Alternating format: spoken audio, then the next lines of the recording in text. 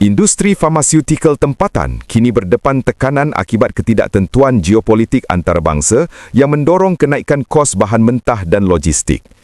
Pertubuhan Industri Farmasyutikal Malaysia (MOPI) memberi jaminan bekalan ubat kekal stabil dengan stok penampan mampu bertahan antara 2 hingga 3 bulan.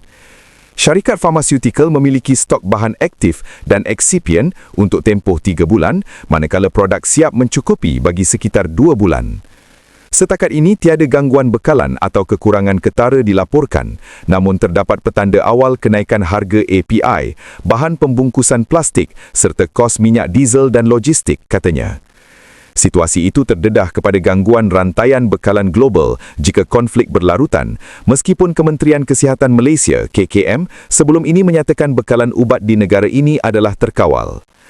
Presiden Persatuan Pembekal Farmasyutikal Malaysia (MAPS), Lim Teng Chuan berkata, rantaian stok masih pelbagai dengan import dari lebih 40 negara termasuk India dan Korea Selatan.